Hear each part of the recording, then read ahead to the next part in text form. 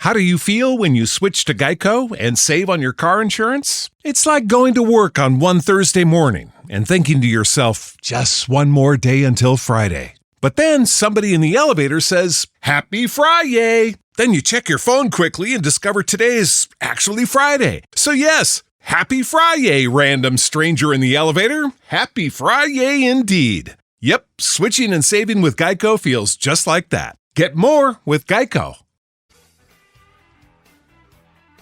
Hello, Voices of Wrestling listener. Dave Ryan here.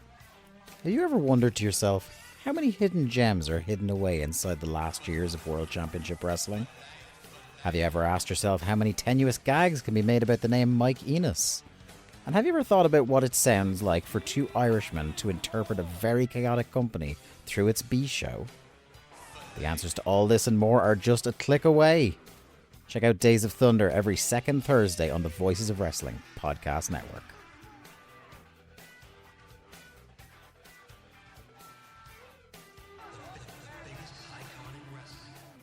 This podcast is a member of the Voices of Wrestling podcasting network. Visit voicesofwrestling.com to hear the rest of our great podcasts, as well as show reviews, columns, opinions, and updates across the world of wrestling. To the highway in a brand new day. Gotta let it go.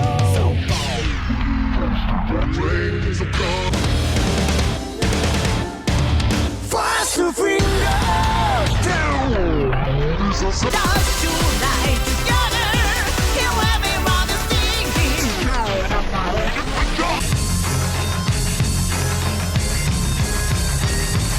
You can't know what your part. Kobe Farmer, what the show.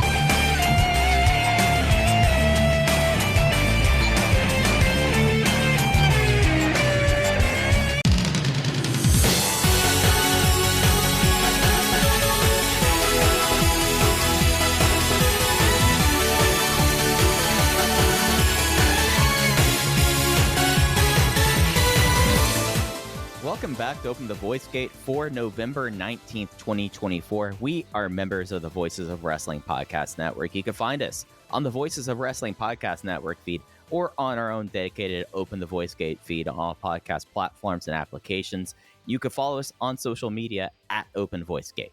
If you'd like to donate to the show, click the link in the show notes. It'll take you to our redcircle.com landing site. You click the red box that says sponsor this podcast, and you can set up a one-time a recurring donation, no obligation whatsoever, but we would like to thank all of our previous donors. I'm one of your hosts. It's your old pal, Mike Spears. Join alongside, as always, your other host, Case Lowe. And Case, how are you doing this Tuesday? I'm doing okay. I'm happy to be here. A little bit of a change in our original schedule. We're going to do a rewind and rewatch this week. We're going to do that next week instead, because it's not like there's any new King of Gate to talk about, and we have some more pressing stuff to talk about. Mike, how are you?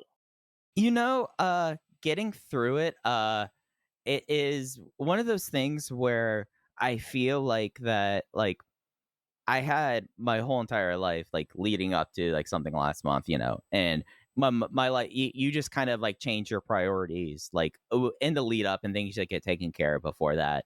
And then now I am back to dealing with my hellacious garage. And I'm about to, like, go on a warpath right now. But other than that, man, I'm doing great. I've got both the dogs behind me.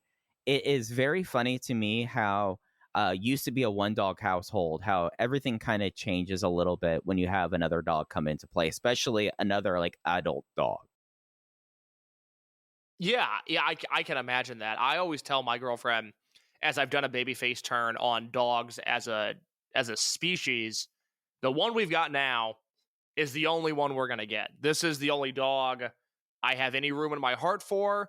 I don't want another one. This dog that we have now, God bless her, she hates all other dogs. We can't get a second one while she's here. But once she goes, we're done. And she does not agree. I said maybe a cat. We said, okay, maybe a cat. I would prefer nothing after that. I would prefer to go back to a pet-free life. But I've got room in my heart for one dog, and that is it. There's nothing else that I can possibly conjure up another feeling for another dog. They're cute.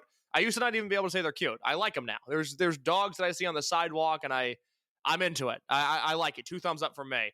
But owning a dog, never again. Owning 2 dogs at the same time, no thank you.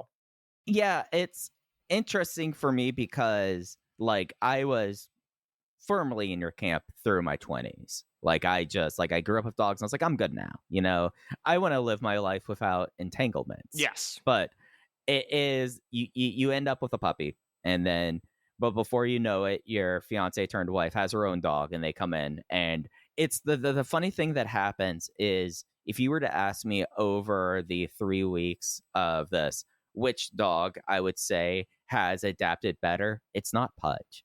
Pudge has turned into nothing bad, nothing aggressive, nothing like this. He is just the most jealous dog I've ever encountered in my life. He just can't stand the fact that there's another dog that I give attention to now.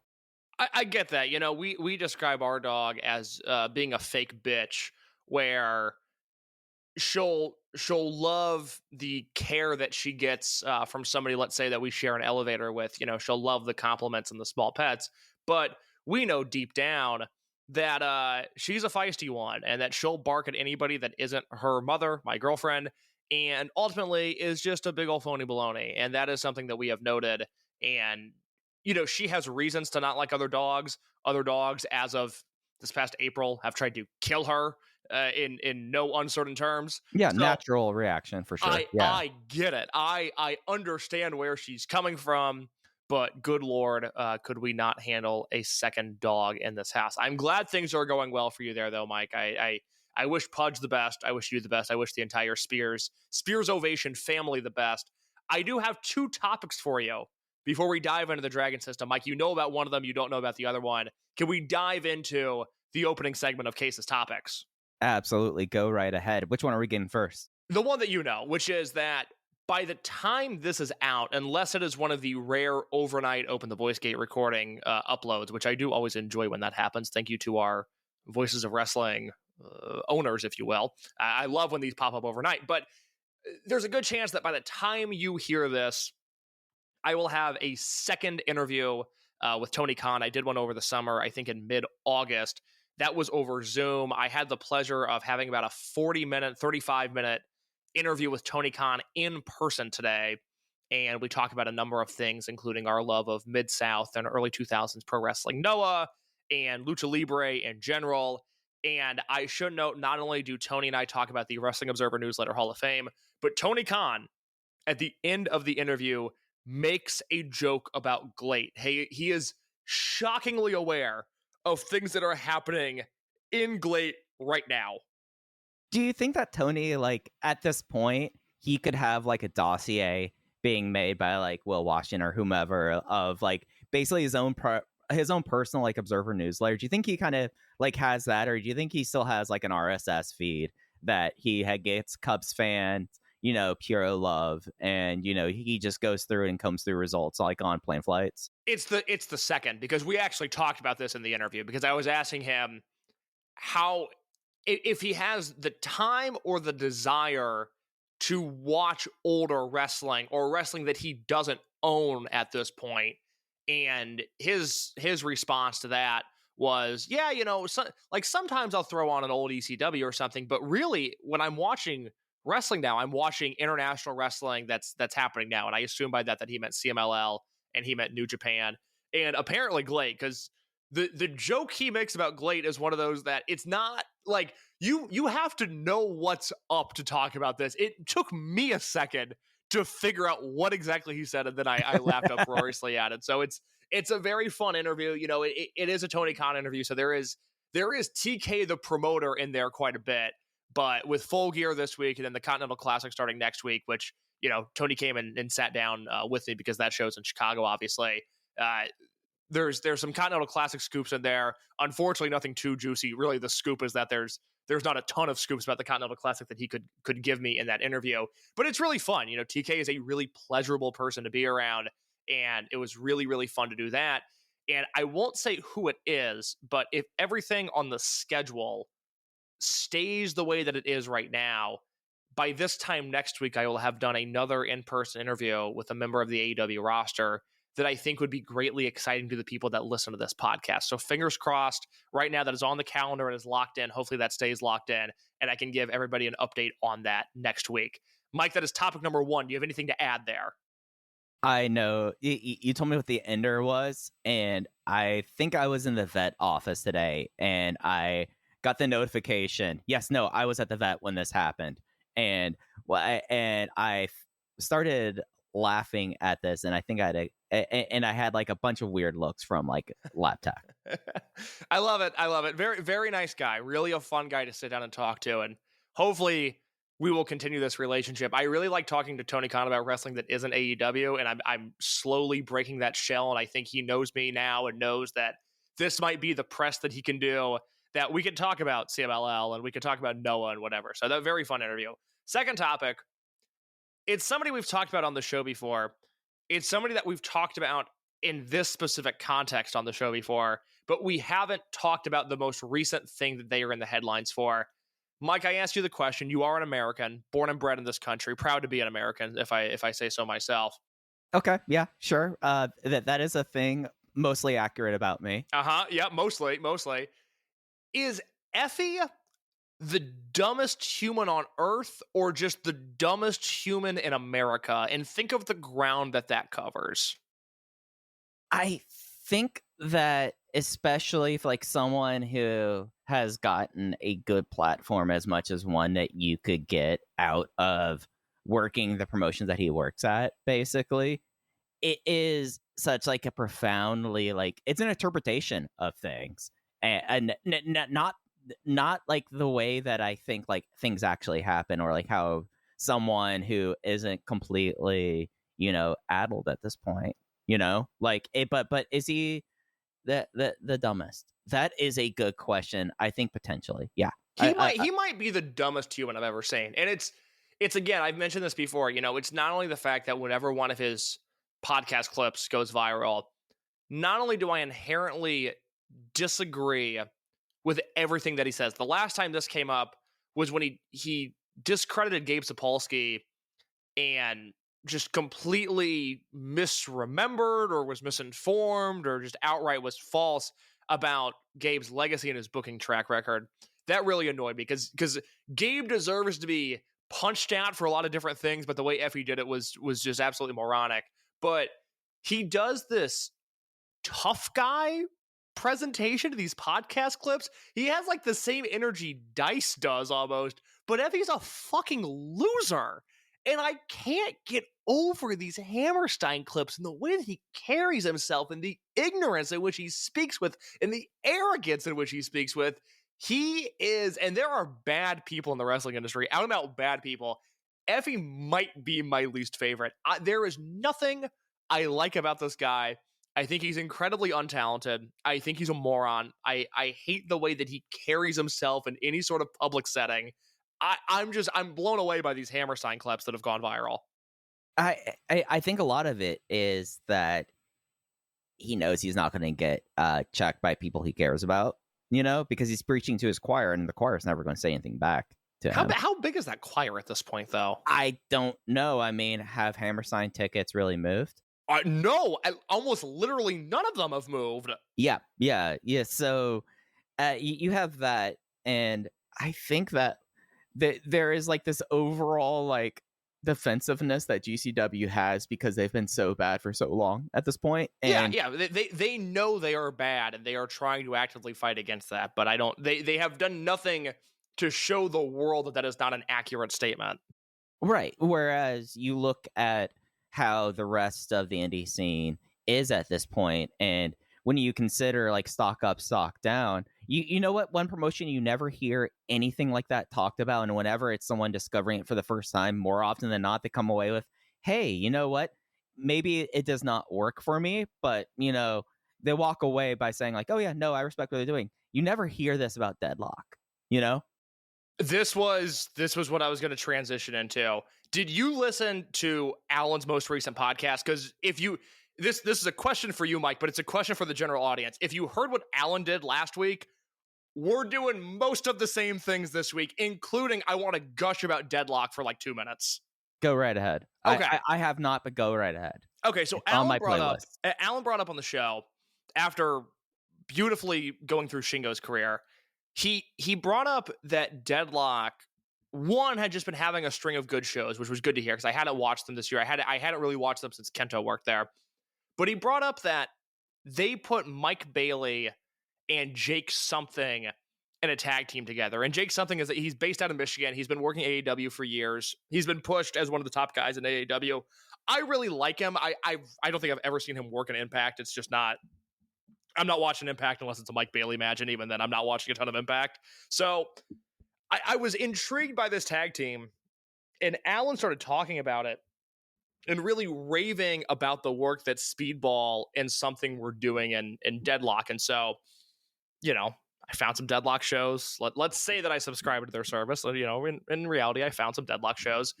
And oh my God, the Speedball Jake Something tag team, they are, to me, the second best tag team in the world this year behind Dragon Kid and Naruki Doi. I might have to give them the edge over Jason Lee and Jackie Kame, who, of course, were on a Young Bucks, like peak Young Bucks year level trajectory before they broke up at the end of March because they just had so many great matches throughout Ray Day Parejas and even before. But the Jake Something Speedball Mike Bailey match versus the Motor City Machine Guns is the best US indie match that I have seen in many, many years. It is possibly a top 10 match for me this year. And I'm not even to the Carolina Classic, which is the thing that Alan really put over. And I stopped listening to the pod right before he dove into the Carolina Classic stuff because I want to be able to watch that show and then listen to what Alan had to say about it. But I'm not quite there in my Deadlock viewing yet. But look, we talked about this when SB Kento worked Deadlock because I was really complimentary of their promotion.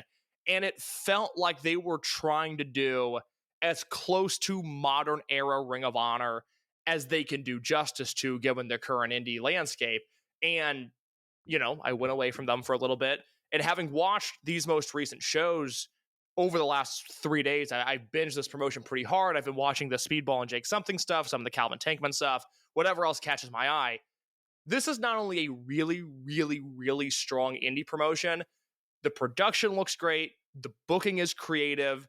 The guys that are behind Deadlock they used to run the wrestling forum that got me into wrestling on like an internet level. So I'm on a personal level happy for them, but the promotion's awesome. And if you haven't seen the Speedball and Jake Something tag team, you need to go do that. It is high level indie wrestling in a way that I have greatly missed. Yeah, and it's when you talk about comparing fortunes, I mean, the fact that Deadlock was able to get 600 in Charlotte without barely any Carolina pandering other than FTR is I think that's as remarkable of an achievement in indie wrestling and drawing outside of the Winnipeg Pro Show doing 1,800 a couple of weeks ago. Yeah, absolutely. I mean, they've expanded from the Carolinas into now they run Chicago, and they were in New Jersey this past weekend, and they've got a relationship with Prestige and with West Coast Pro.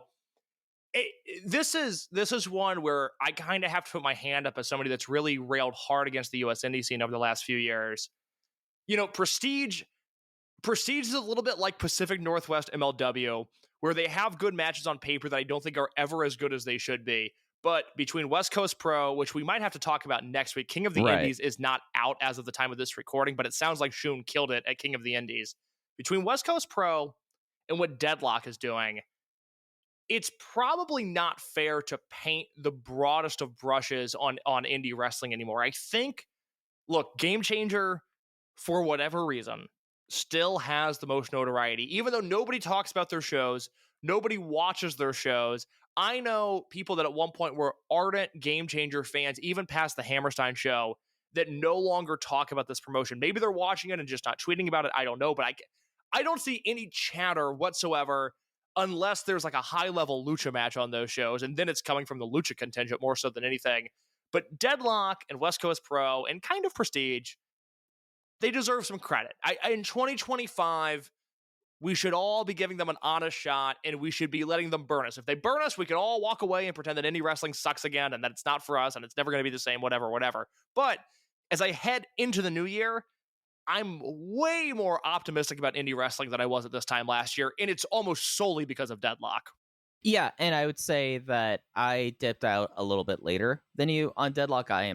This will probably, you've done the selling for me, and then when I go back and listen to Alan, like he'll do it like this, that'll be something I will put some interest into, especially because like they have their own kind of homegrown roster that they still have kept to by and large. I mean, like Adam Priest has been someone that's been on Deadlock shows from the day one. The same thing with like LeBron Cazone, and then even, I mean, I'm not the biggest fan of the guy, but like Andrew Everett, I mean, has been like a Carolina mainstay that they still always treat with a level of booking care. And that's always been something that when we talk about the indies, it's like, who are the stars? Who are the new people really coming up? And yeah, Adam Priest has been a name that's been out there for years.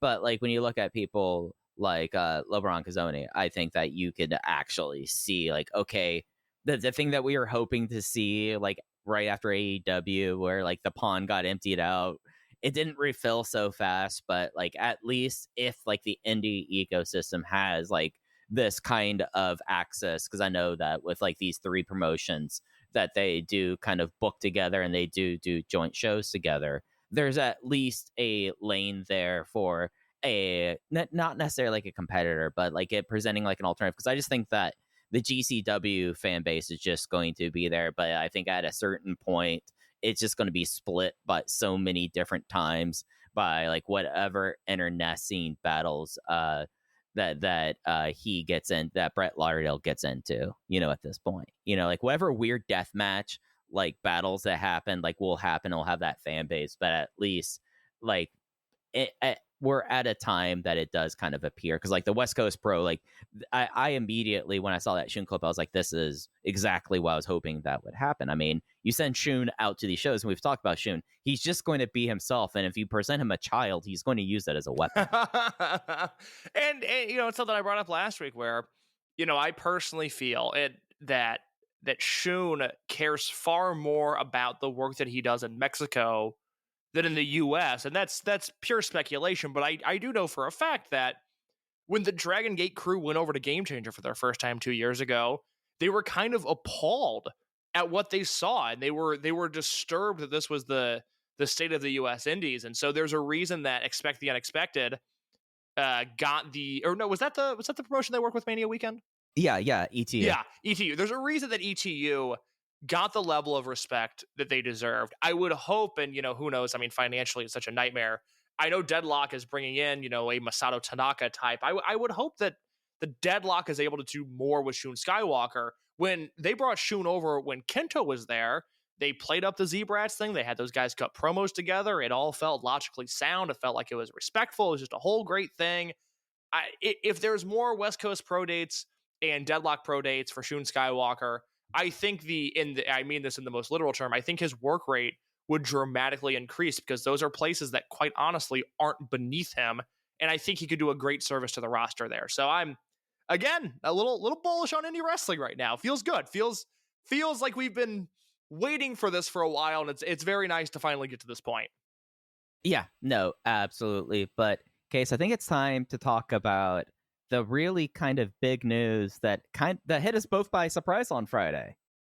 Yes, that we have two new Wrestling Observer Newsletter Hall of Famers that pertain to the Dragon system. You know, Ultimo Dragon got in 2004. That was 20 years ago. And since then, there has been zero representation of any wrestler with any sort of Lucha Wrestling background. And that changed this year. Shingo Takagi with 65% of the vote, a 23% increase year over year. He gets into the Wrestling Observer Newsletter Hall of Fame. And CIMA with 170 votes, 60.3%. He needed the exact amount of votes to get in that he got, to get in. CIMA, Mike, is a Wrestling Observer Newsletter Hall of Famer.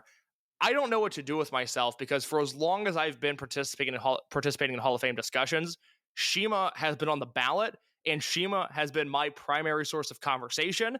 And I'm not going to have to do that next year, and I'm not going to know what to do with myself. Yeah, Case, at least since I've been around and doing Dragongate content, the CIMA Hall of Fame case has been something that has loomed over. And the specter of, well, I mean, I'll be absolutely blunt. He was kind of the line in the sand for Lucha Wrestling and the Dragon system, at least purely as it stands within the Hall of Fame. Because if it was not going to be CIMA, there was never going to be a discussion about anyone else, like purely from a Dragongate standpoint. Well, you look at it with the fact that Hamada is still not in. Even moving Hamada to Mexico, it didn't really help him much. And one of the points that I meant to make on the podcast we did with Cubs about Hamada when we talked about the Lucha Wrestling representation is, look, Ultimo's in, but Ultimo's only in because he was in WCW. There's 0% chance, especially in 2004, the same year that Sasuke was on the ballot and fell off with under 10%. There's 0% chance that Ultimo gets into the Hall of Fame in 2004 or any year since if he doesn't work WCW. Hamada never had that strong U.S. presence, and so you look at where he's at. And as we joked about last week, Shingo gets into this Hall of Fame, but let's be honest, Mike, there isn't, and this is going to be the thing that I really want to talk about this week, there isn't this newfound greater historical appreciation for what Dragongate has been and what Dragongate is. Shingo has just been so otherworldly good in the 6 years that he's been in New Japan that those 6 years of work have compelled people to vote for him. It's Right. utterly incredible, but CIMA is the guy. Despite, a few appearances in AEW, despite the work that he did in Ring of Honor, that all might help to some degree, but that's like sprinkles making ice cream better. It's a topping, if you will, in the case of CIMA. This is the first guy that's in the Hall of Fame that feels like, for lack of a better term, given that we do this podcast, that feels like our guy, that our style of wrestling is in this Hall of Fame, that our overwhelmingly successful and influential and now to some degree long-term style of wrestling is in the Hall of Fame. And on a personal level, it made me very, very happy, because I'm not sure, even though I inherently disagree with any sort of argument that OWE or GLATE would somehow hinder CIMA's value as a Hall of Fame candidate. I really strongly disagree with that notion, but because we don't take Ric Flair out of the Hall of Fame for what he did in TNA. We don't take Hulk Hogan out because he couldn't draw in TNA. It's whatever it is. True. It happened, and I didn't think it was going to happen, and it made me very happy. The question is, why did it happen? I think you and I both agree the Shingo thing is a matter of, hey, all the peak New Japan guys got in. Right. Ishii got in last year. Maybe, in 2022 and 2023, there just wasn't enough room to vote for Shingo given how congested the Japan section was. And we finally had room to vote for Shingo, and so we voted for Shingo. Why do you think we saw the spike in CIMA this year that we did?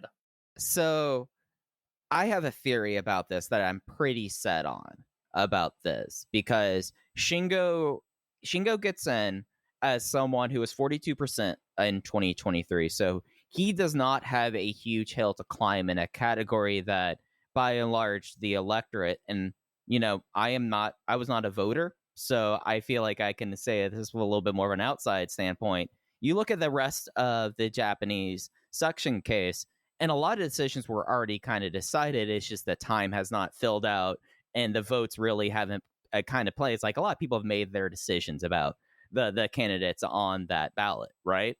Yes.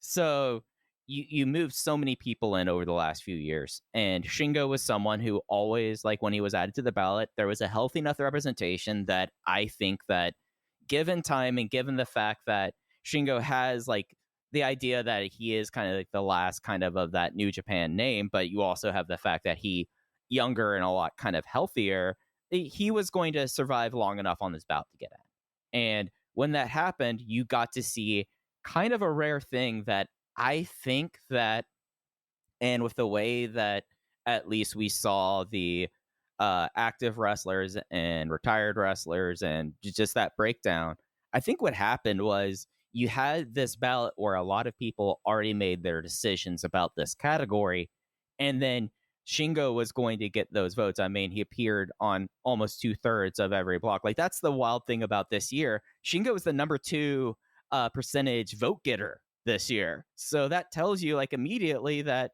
within these ballots, he had to, that he was the top option there for it. And it was not even like necessarily a strong one, given that, I mean, he was only clear 16 votes.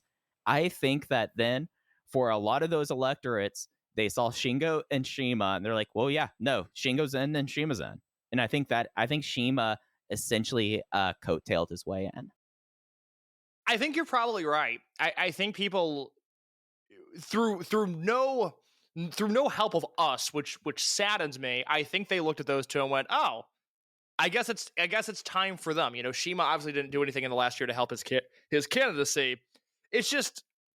It's a weird thing, you know. I was disappointed to go on the board and to go on Pro Wrestling Only, and still, after they were announced that they got in, people slamming both candidates and talking about how it's the weakest Hall of Fame class there's ever been, and how people are so worried about Japan that people are just voting because they have votes, not because that, you know, people deserve to get in. And I find all of that to funnel into my larger issue, which is it turns into gatekeeping in a way. Like, you voted wrongly. Gatekeeping over what? These are the people not doing their research. Like, this is what I don't understand. But these are people that, I mean, these boards have existed for long enough that they have embedded their own culture. And PWO, like, the culture came from a place that was very dismissive of this style of wrestling and of these wrestlers. So without, like, the people, like, I know Alan hasn't posted there for generations now. Like, the board, the people like banging the drum there, saying like, no, actually,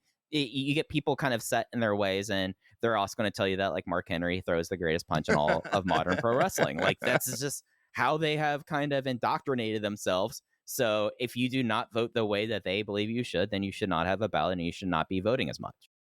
You know, I really like Dylan from the Eastern Lariat podcast. I like Dylan. I think he does really good work. And I went on his show 2 years ago to talk about the Hall of Fame, and we had a really good conversation about CIMA and Fujiwara and who was the better candidate. And Dylan pushed back on some CIMA points, and I obviously had a litany of things to say about Fujiwara. And it felt like a really intelligent conversation. But otherwise, you know, and I challenged people on both the board and on Pro Wrestling Only, and I didn't get the desired responses.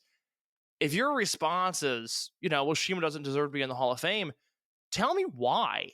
And the weird thing, and I think this is representative of Dragongate as a whole, is it's just this dismissive thing. Now, I want to be clear, you know, it doesn't hurt my feelings that you don't like the style of wrestling that I like. I'm not offended in any way, but I do think the Hall of Fame matters. And I think if we're going to talk about the Hall of Fame, we should be able to have really intelligent conversations about it.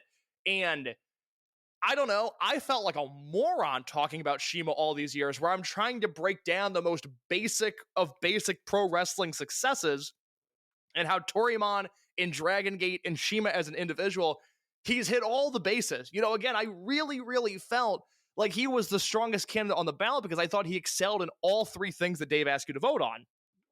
People might, you know, say Roman Reigns, which of course, I mean, I would have never voted for Roman Reigns unless he did something to really shock me. I really do think he's a fraudulent Hall of Fame candidate. And, system quarterback. A system quarterback. I think a fucking joke. I think I'm disappointed that a lot of smart people fall for that. Yeah. There's some particular people that I'm kind of floored at the way that they supported Roman Reigns throughout the Hall of Fame season. I'm kind of blown away by it because to me, they are the first people to call out this sort of thing, but there has always been a weird hashtag political hit thing with Roman Reigns, and that goes back to discourse that was eons ago where people legitimately believed that there was a political hit out on Roman Reigns, that were intentionally making him look bad on TV, which thinking of course about the deep state about Roman Reigns. It was a deep state argument, and it was, of course, it was the opposite. And, you know, Roman Reigns just happens to be a failure of a pro wrestler and has failed throughout his entire career. I digress, and whatever. so happens to be in a company that, I mean, virtually it's impossible to tell who the star is because we aren't the intended fan base or the intended audience. The intended audience of WWE for the last great part of 15 years has been whichever corporate partners they've been with or nation states that and municipalities that they go and do shows for. So you put anyone in that role, it happens. My argument has always been, and this, I said this especially before the company heated up 2 years ago, but I still believe it to this day. There was no one in that company since the advent of the network that deserves to go in this Hall of Fame, that is building their candidacy on the back of that time period, because I think it is such a wretched Sure.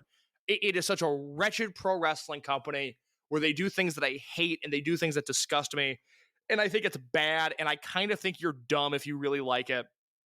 It's this thing that shouldn't be celebrated. And also, up until 2 years ago, any traditional metric that we viewed pro wrestling success through, from 2014 to 2022, they were objectively failing in. The reason that the company didn't go belly up was because it was a business to business company now, not a business to consumer company, and that's the sort of why thing. Endeavor got involved with it, because Endeavor has now like been issuing brands, and they spun out like their brand portion. That's what TKO is. Exactly. So, I to me, look, I think it's crazy CM Punk's not in. I would have voted for Punk. I didn't have a ballot prior to him returning to wrestling. If I did, I would have voted for Punk without the AEW run. The AEW run and now the unmitigated TV success that he's had since his WWE return. I can't believe Punk's not in. I will vote for him again, and then next year, barring anything crazy happening, I will more than likely feel comfortable voting for Cody, and Cody would be sort of, to me, the crowning achievement of this era of that promotion, and I would think that he would deserve the credit for that. My whole thing has been, hey, Cody's still on this run that is supposed to be the biggest run of his career. Kind of same thing with Moxley. Like, I'm in no hurry to vote for these guys. I want to see what shakes out with literally what they're doing right now. I don't need to vote for them this year. But CIMA and Shingo get in. I would direct everybody to Alan Forel's podcast on the Pro Wrestling Torch, because he does eulogy is not the right word, because Shingo's, still one of the 10 best wrestlers in the world, but he really sums up the 20-year career of Shingo just by bullet point in that podcast, and it's worth listening to. Unless you have anything more to say on Shingo, I want to try to briefly do that same thing on CIMA, and then we can finally put a bow on CIMA Hall of Fame discussions.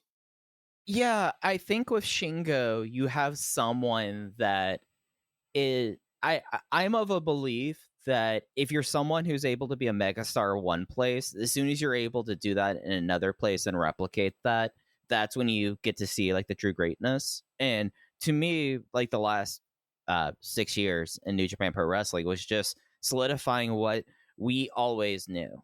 And it is one of those people that, I'm pretty firmly set on who I believe the greatest wrestler of all time is. I've had a long monologue about that with you and Alan about how I feel about Terry Funk.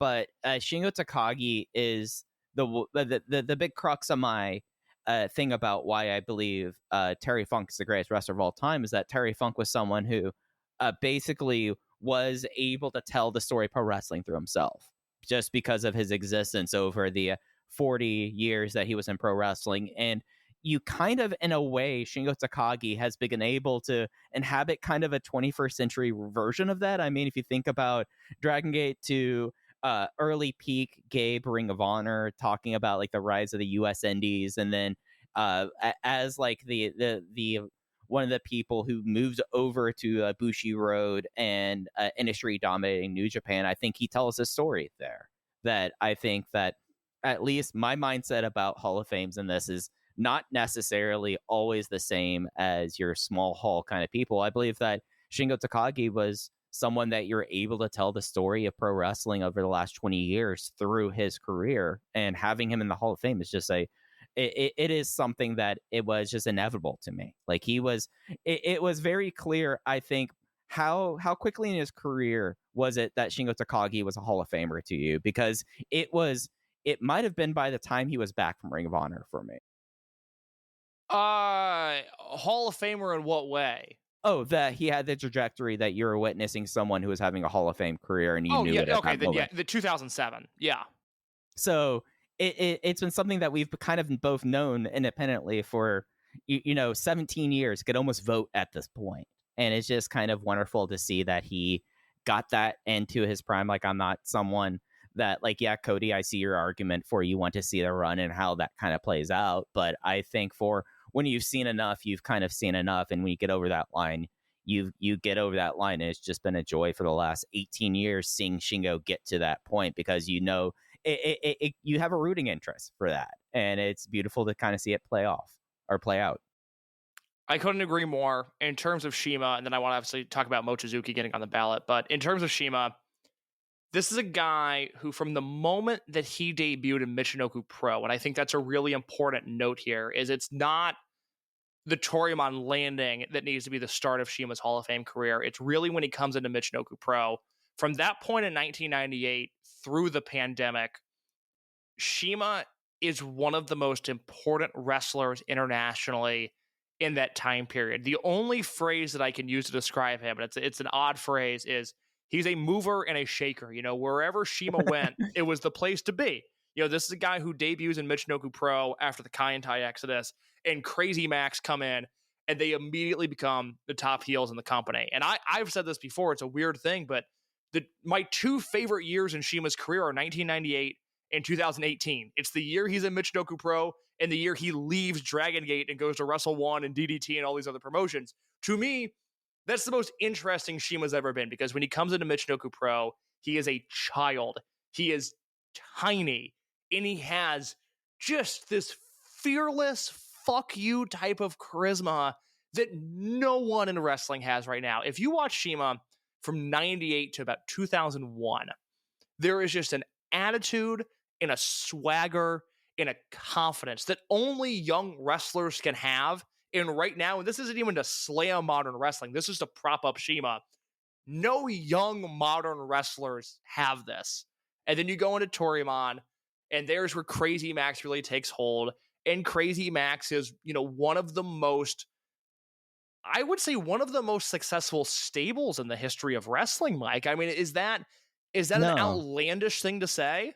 I think that, and this is kind of the shame with like the people who do like those kind of put downs. They don't understand that like Crazy Max had like a fashion line.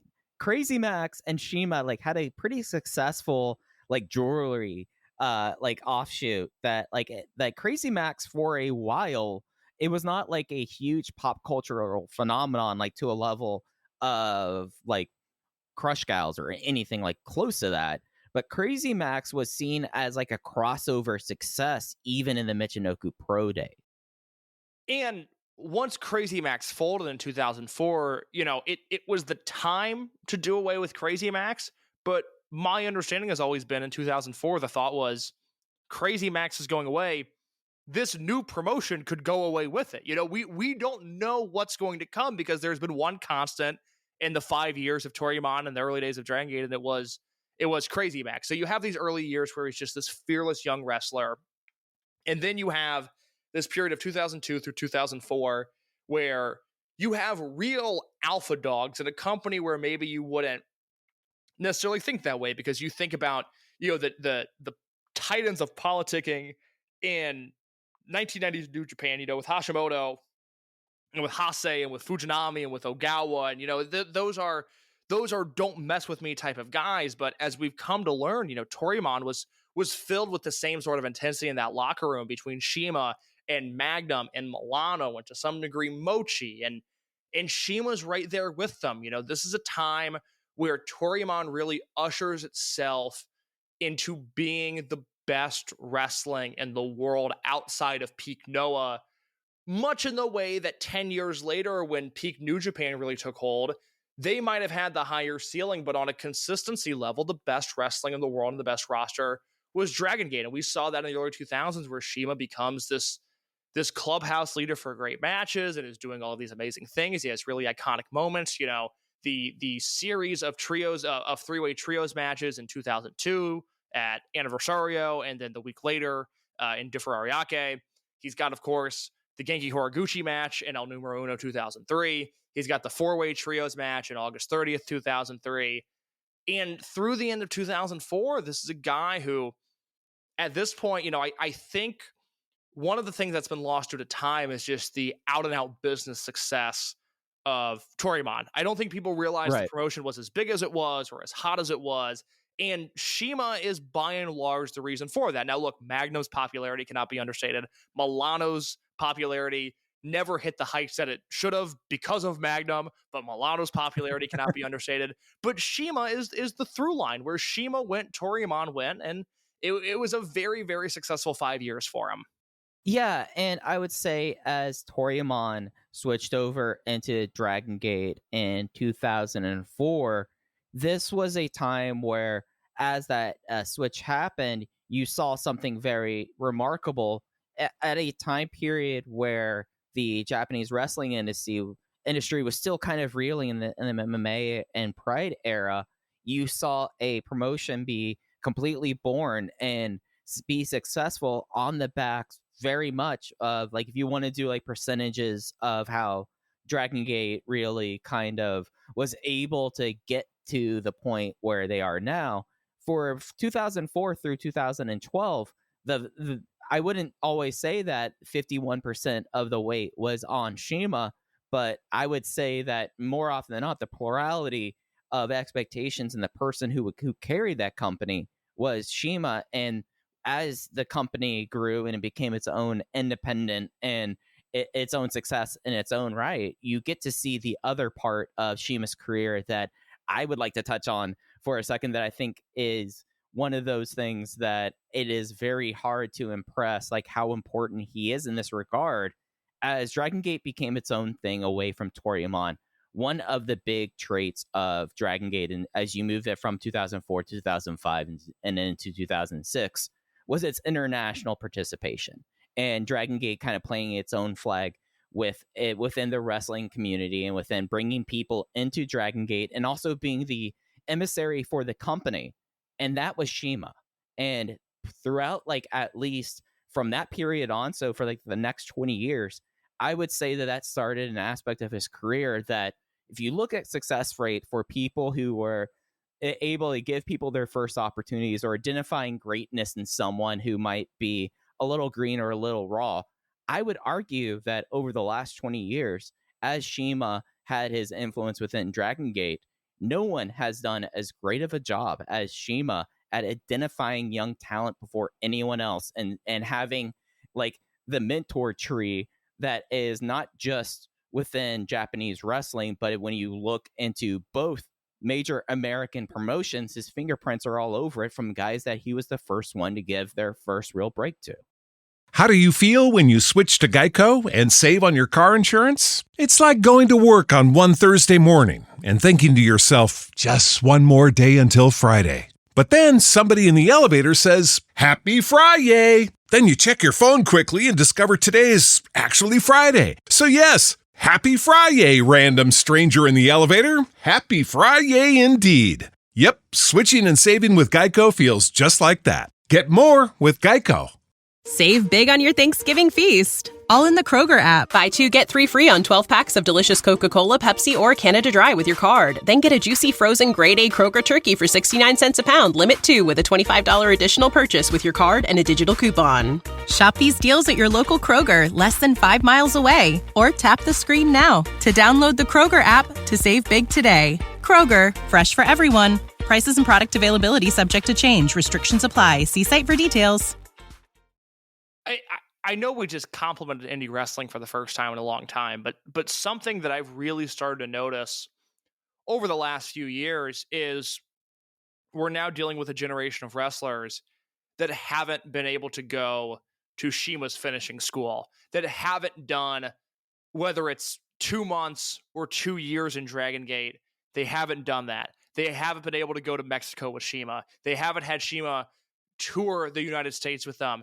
And it's a lot of weight to put on one guy, but I think it's really obvious right now that there's a ton of American wrestlers that if this were 15 years ago, they would have come into CIMA's orbit and they would have been much better off for it. You know, Matt Sydal is not Matt Sydal without CIMA. Jack Evans and all the success that he had is not Jack Evans without CIMA. The Young Bucks are not who they are without CIMA. Ricochet, Rich Swann, Uhaa Nation, to some degree Pac.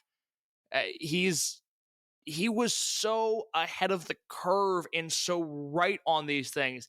And the fact that he was able to figure out that there was a want and a need in the U.S. marketplace when he did it is really an incredibly impressive thing. And that's not even mentioning people that they might not have ended up being long-term Dragongate people, but Kevin Steen, Yep. El Generico, like he was the person who would bring across, and even going into Canada, I mean, and various forms, and going into Mexico as well, like with like Flamita, people like that. Like he was the one that was able to kind of go like, all right, you're special, come here, and by the time you are done here, you will be ready to go. And there's just no one able to do that. I mean, and it's something where you still try to see him kind of still have that juice nowadays, like with Parker Boudreaux. Like frankly, like he's trying to apply it to yet again, and it's kind of in a wild way. And this is not. This will kind of sound like a weird comp, but go with me on this. It reminds me of these great college football coaches who were able to go be like, oh, I found Ed Reed when he was a 0-star in Louisiana. I was able to I found this guy before anyone else, and I got him signed to my school. If you put that in a wrestling context, that's absolutely what CIMA has done for the last 20 years. It's very easy, and people aren't wrong to do this. It's very easy to point to the amount of people that CIMA has cut down over the course of his career. I don't think he gets the credit for elevating people, whether it be the internal roster of a Genki Horiguchi or a Ryo Saito, or begrudgingly an Akira Tozawa or an Eita or a Takahiro Yamamura. I don't know if he gets the credit for that he deserves, because CIMA would do his damnedest to put some people over. Yeah, and I mean, you look at this at a point that there's a reason why he finished 5th among all active wrestlers. Like, to me, as soon as I saw that thing, I was like, oh, not only is there fact of the Shingo coattails thing, you're actually kind of at a point where the sons of CIMA, as they have called themselves before, are now the locker room veterans, and they're talking about their times with CIMA. There's an aspect of that happening as well. Absolutely. And with the international expansion, that was at a time where, of course, after Crazy Max, there was Blood Generation, and Blood Generation is I would say probably to this day the unit that people most identify with Dragongate, and it's because 2005 Dragongate is one of the great years of any promotion ever, and it's on the back of the hard work of CIMA and Don Fuji and Shingo and Magnitude Kishiwada and Yoshino and Doi, and it's just a tour de force type of year. And Blood Generation trickles out of the end, and you get this weird late 2000s period of CIMA where, the one thing we haven't really talked about is the great matches that he had, and I don't really think this is the time to do that, but the 2007 period of his career is maybe not the most memorable, but when CIMA starts battling health issues in the late 2000s, there is something that actually, Joe Lanza, of all people, harps on this, and I don't always agree with the spirit in which he says it, but when it comes to the Hall of Fame, there is an inherent truth to this, that when CIMA had to step away because of his neck injury in 2008, and then when CIMA left the promotion in 2018, we saw Dragongate struggle, and we saw Dragongate suffer to some degree. And in 2011, Masaki Mochizuki and CIMA really needed to put Dragongate on their back to sort of steer the ship back in the right direction. In 2018, when he leaves, business has never recovered in the way that Dragongate would have liked. Now, I will always point to the numbers they were doing in January and February of 2020 were really, really encouraging. And then COVID happened and threw everything out of whack. But objectively, look, we live in this reality where whenever CIMA left Dragongate, for whatever reason it was, it always hurt the company's business.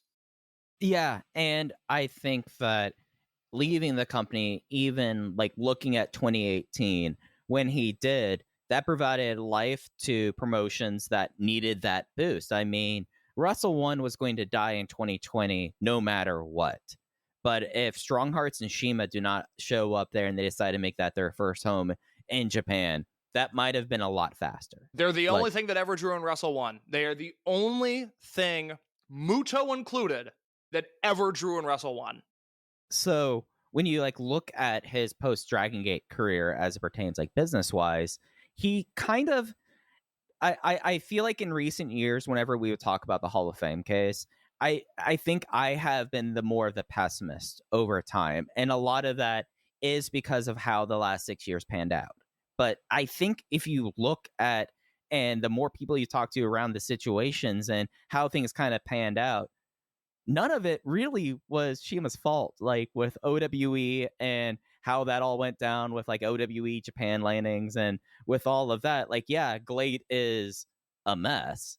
And we talk about how it's a mess and we lay out categorically why it's a promotion that's just going to chug along until, they no longer chug along anymore. But the dings that he gets for his post 2018 career, almost all of it is completely out of his hands in a lot of ways. Like, I don't like COVID doesn't happen, and he's based in Nalcopon doing AAA training and probably still doing some AEW shots. Like that's probably how things were going to go. So a lot of the dinging to his post 2018 output, at least business wise, I feel like, yes, I was someone who might have been like, oh, people are going to ding this and it's kind of going to leave a bad taste in their mouths. But it's never, at least as someone who I would say, by and large, I've done the work around OWE more so than anyone else, at least in the English speaking space. OWE did not fail because of CIMA. OWE failed because they were running out of money and they didn't have the amount of money to actually really run that promotion in China. That's not CIMA's fault. No, and just to echo your thoughts, this has always been my thing, is he was going to move to Mexico. COVID stopped it. Now, do I love everything that he's done since not moving to Mexico? No, I don't. I think his in-ring and Glate is a little underrated. I mean, he had a really, really good tag match this year where I thought he was the best wrestler in a 4-star match, but, again... Yeah, no, he absolutely was the best part of Kaz Hayashi's retirement match. He willed that match to be 4 stars. Yeah, absolutely. Yeah, so, and then, the 2010s, you have Shima's iconic Dreamgate run.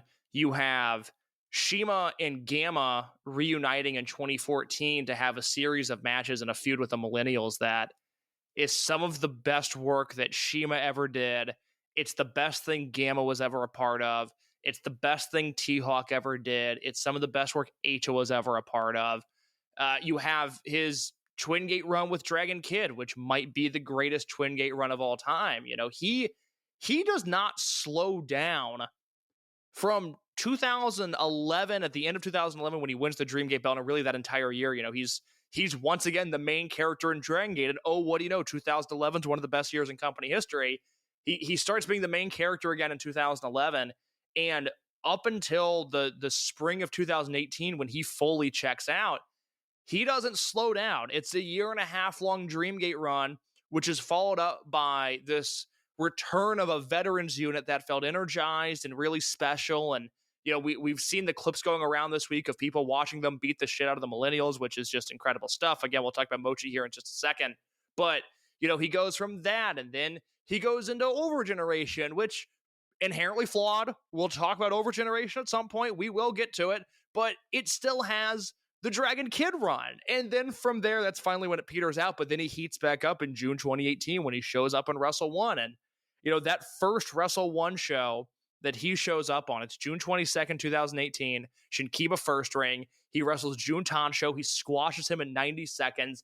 And the energy from that match, the crowd response from that match, you immediately know that you are dealing once again with somebody really special. And then from there, you get him interacting with Shuji Kondo, which felt like a huge deal at the time. You get all of these great multi-man matches where Shima brings out the best in a Koji Doi and a Jun Tancho, and at that point a really unmotivated and uninspired Shuji Kondo and a Kaz Hayashi, and just all these guys that I never spent a second with Wrestle 1 before Strong Hearts got there, because it was either guys who I didn't think were any good, or guys like Kondo who I thought were good but clearly didn't care about what they did. And then Shima came in there, and all of a sudden that company got their working boots on, and Strong Hearts made those dudes work, and it was the same story in DDT, and we saw it in AEW while they were there. And look, I think Shima is a very easy guy to punch at now, and to some degree that I get it, but we just did all of this talking a little bit about drawing without mentioning specifics, talking a little bit about historical significance without being specific, and we didn't list off the 200 utterly incredible matches that this guy has had. He is just to me, he is such a no-brainer Hall of Fame guy. I am so glad that he's in. I am so shocked at the pushback that has been there from people that, again, I just think they're ignorant to it. And unfortunately, it's going to rear its ugly head again with Masaki Mochizuki going in the ballot next year. And before I throw it to you, Mike, I want to note, I asked Dave for Mochizuki in 2022, and I think I asked Dave to put on Mochizuki last year. I made a very specific point this year of not asking for Mochizuki because I didn't want to deal with this. I asked for Gabe and Kenta, as I always do, and then this year, I really wanted to dive into Sasuke. We'll have to put that on the back burner, but Masaki Mochizuki is going on the ballot, and I don't know where you stand on this, but I've talked about it in the Discord. I'm pretty bummed out, which is a weird response to have to this. Yeah, he's going to fall off the ballot real quick, and that's not going to allow the people who have the open minds the time to delve into his career to the level that they will come to the rational conclusion. And that is, if you are an electorate who has voted in Tomohiro Ishii, congratulations, you just found the next evolution of Tomohiro Ishii, both a much stronger case than him. And it's just not going to happen. That's the thing that sucks.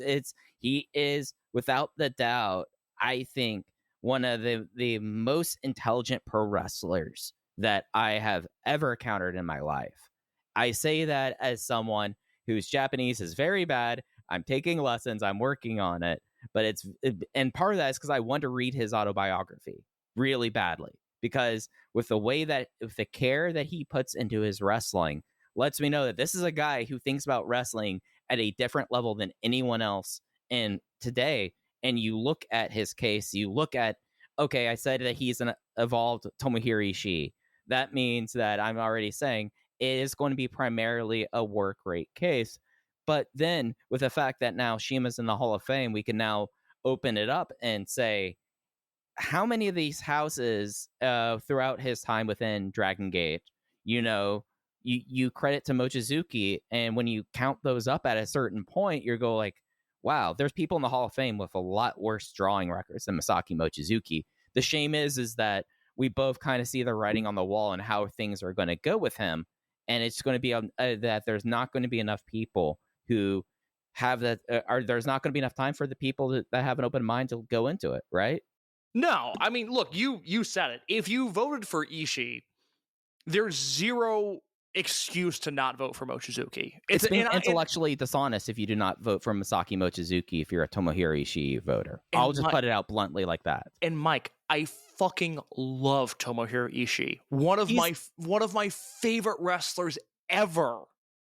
I still have the charm of whenever he shows up in AEW and they have conglomeration things, I go like, oh, right, that's great. That means I'm going to see a Tomohiro Ishii match. Ishii is one of the 30 greatest wrestlers ever, because my cutoff is always, if you're a better wrestler than Chris Hero, this is legitimately how I vote in the Hall of Fame when it comes to in-ring guys. If you're a better wrestler than Chris Hero, you should get in on work alone, because I don't think I'd vote for Hero, but I would vote for anybody better than Hero on work alone. Now, when it came to Ishii, Joe Lanza did a lot of great work talking about how he's actually sort of an underrated draw. There really isn't a ton of influence there, but that's okay. And the depressing thing with Mochizuki is like, I don't know. I could send over a spreadsheet of all the Corkins he's headlined and all the big shows he's headlined, and talk about how he was in the main event of WrestleMania weekend 2007, which I how think many is worth 5,000 attendance plus shows he's had? I could set all of this up, and for some reason, even with some smart people, just when it comes to the business side of Dragongate, it's in one ear out the other. I don't know what to do, because in 2016 I thought Mochizuki was the 10th greatest wrestler of all time. In 2021 I thought Mochizuki was the 6th greatest wrestler of all time. If I put together a list tomorrow, in 2026 or in 2036, he's not going lower than 6. He's not going to have a worse spot than 6th. He is permanently baked into my top 6 greatest wrestlers ever of all time. That's just how it is. And will I do what I did with Shingo a few years ago? Will I build out a list of literally 200 plus matches of, hey, these are all the Mochizuki matches that I have at 4 stars or higher? I'll probably do that over the next year. but it's not going to be fun. It's going to make me angry that a guy who has been wrestling for 30 years, who has been legitimately great for, let's not even give him 1999. Let's say he got 24 legitimately great years. in 2000. We'll give him 24 years of being one of the best wrestlers on earth every year since then. I'm going to have to explain to people why they should vote for him. The fact that it's not canon, that we all don't just accept this reality is beyond depressing. And I don't know what to do about it. And again, I understand this segment has had this weird, like, woe is me, why don't people like Dragongate tone to it? I don't know how else to approach it. At some point, it like, what's the disconnect? I don't understand. This promotion's been around for 25 years. That is the same distance of time as All Japan from 1972 to 1997. And if somebody in All Japan was good in 1972 and they were just as good in 1997, universally, we would stop the presses and claim them as one of the greatest wrestlers of all time. And that is what has happened with Mochizuki and what has happened with Susumu and what to some degree has happened with Dragon Kid. And I feel like I'm shouting into the void. Like, I don't get it. And I'm not going to want to do these Mochizuki discussions because it's just going to be like, I don't know, man. Fucking watch his career. Give me a year, I'll give you 20 great matches from it. Like, is that the exercise we're going to do? I don't know how to explain to people that he's been one of the best wrestlers on earth for the last 24 years. And I also, one of the things that I kind of wonder about the electorate is Dave sometimes would have like people like where people vote from, like as like a region kind of thing. I just like, I wonder how like much if you were asking someone like a Japanese reporter like, there is this Hall of Fame, you like lay it out here and you go like X, Y, and Z, and you go like, oh, what about Masaki Mochizuki? I feel like it'd be very patently obvious to them that a lot of people, especially given the career and the fact that, you know, there's essentially all but one promotion in Japan that would not want to have Masaki Mochizuki come in, and that promotion, they don't need Masaki Mochizuki. They're New Japan. They're fine right now. But everywhere else, like, he goes and works there because like they recognize him as a draw and a Hall of Fame level worker at this point. Like, he had a match like in Noah 3 weeks ago with green as grass Ulka Sasaki, who I like a good deal, and he easily had this guy's best match of his career, easily.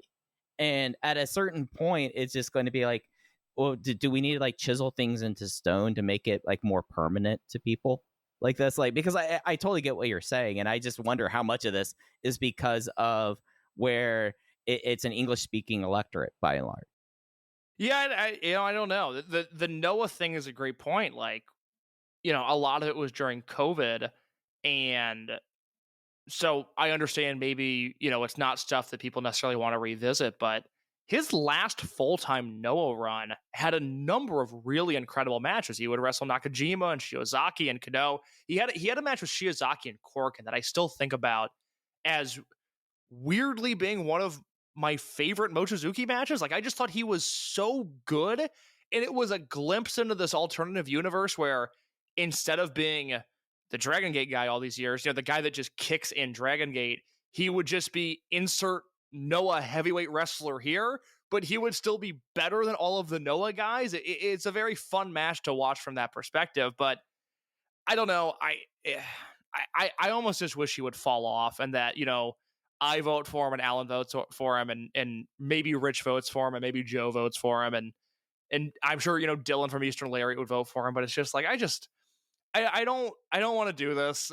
It's going to make me sad. It's going to make me angry. I would much rather, because people are so fixated on numbers, I would much rather dive into Sasuke's case as a promoter and then happen to highlight some of the in-ring stuff, because I think Sasuke is a really interesting candidate right now.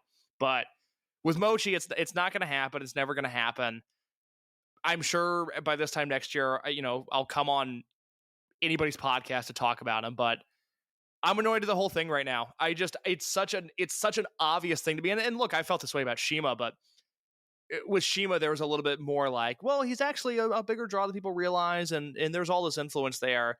But I still thought it was like, what do you not understand about him being a Hall of Famer?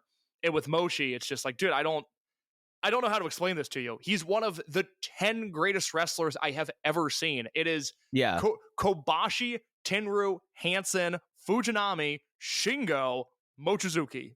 Those are the top 6. Yeah, and like the time that's going to be devoted to things that have been like patently obvious about Mochizuki. Like, I'm all for people going to who have not seen it go through Masaki Mochizuki's Toryumon and Dragongate career. It is absolutely worth it if you're someone who's like, Mochizuki, I've only heard of him in a Dragongate context. No, that's not. We're not saying ignore this guy. Like, absolutely, you should. Like, he is by the two of us. Like, open the voice gate. We will say he is one of the 5 best wrestlers of all time. Like, that's patently obvious to us. And for anyone who watches through his career, it is patently obvious. Like, the thing for me is the energy is going to go into like that when like there's other people within the Dragon system that I think have like very interesting cases that can be made, that especially I don't think a lot of English speaking or Western fans realize, like, to like certain extents, like how important some of these wrestlers are, at least to like within like the Japanese wrestling scene. That I feel like that is actually the things that from the Dragon system I want to see explored more, and people kind of discover why Dragon Kid is cited by almost like 2-to-1 by each Joshi wrestler working today as their favorite wrestler, and why they got into pro wrestling, and why that's a positive influence to the industry. And that's a pretty important thing when you think about the modern Joshi scene. Like, that's a more interesting conversation to me to have today than like, oh, Masaki Mochizuki's match record. It's fucking fantastic. I mean, what else is there to be said about Masaki Mochizuki? Like, has tremendous matches across all categories. Like, that's the exhaustion for me about this. What's his case? Good matches against literally everybody? Oh, got it. And look, as much other than Davey Richards, but that was Davey Richards' fault. Yeah, but they got one good one though. The Japan one isn't that good, but the DGUSA match I like quite a bit. So even Davey Richards, look, unless something changes, I'll never ask for Dragon Kid, which I know breaks your heart, but I don't want to have to do the Dragon Kid thing. We got CIMA in. I think I'm gonna vote in Mexico next year. I think by next Hall of Fame season, I'll be comfortable enough. Griffin Peltier, who's such a great just guy to talk pro wrestling with. Griffin asked me why I didn't vote in Mexico this year. And the thing that I said was, I feel comfortable with the candidates on the ballot. I feel uncomfortable with just general lucha knowledge outside of those people. I think by this time next year, I'll be voting in Mexico, which means I'll be voting for Hamada. So I'm going to put more time and energy into Hamada, and, fingers crossed, God willing, he's still with us, and hopefully he can see himself going to the Hall of Fame. I think that'd be very, very nice. But the Dragon system, guys, I don't know. It's just, it's not going to happen. I've resigned to people. People don't get it. It's not a gatekeeping thing either. I have retired from, hey, here's how to watch Dragongate articles. I will never do those again unless they have like a big AEW partnership and I can make some money off of it. But otherwise, yeah, it's like the SEO has to be in play there. Of course. But I personally, and this is maybe a little uppity, I just think if you have a Hall of Fame ballot, this should be obvious to you. If you're somebody that doesn't, and you're somebody that's new to Dragongate, and you have made it through 50 minutes of me being an asshole about this, and you want to learn more about Masaki Mochizuki, Voices of Wrestling Discord, Dragongate channel, Open the Voice Gate channel, my DMs, there are a ton of people that would be more than happy to help you out, because Masaki Mochizuki is, after all, and I will leave it with this, one of the greatest wrestlers of all time.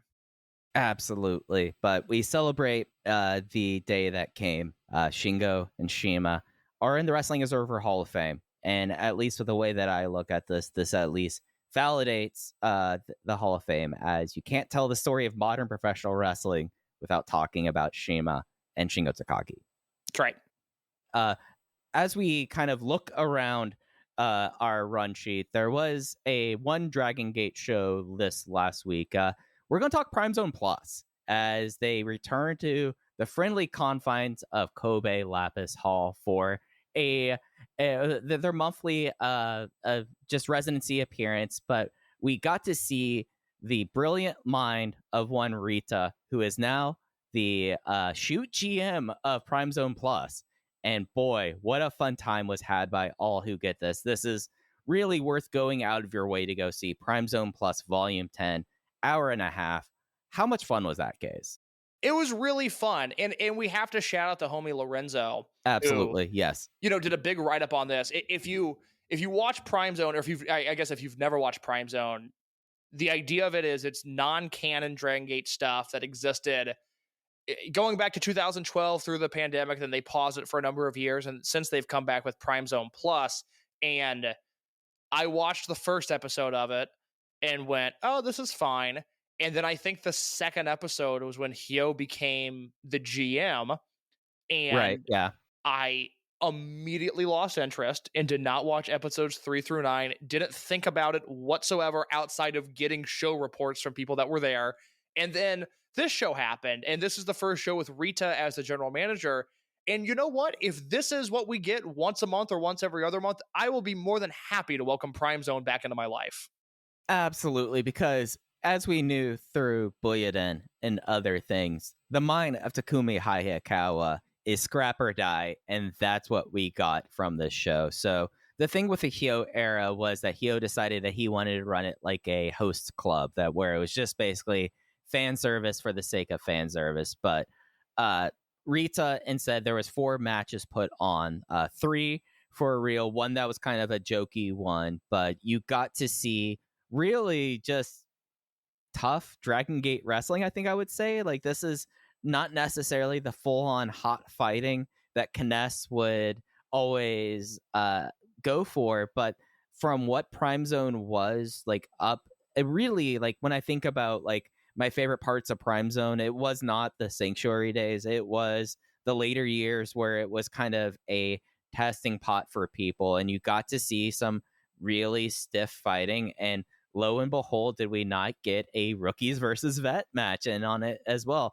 If this is what Rita wants to do, if we're going to get Bulletin where he goes and becomes MMA Rita, and here we get blood and guts pro wrestling, I'm all for this. And maybe we need to look into getting this guy into the room sooner rather than later.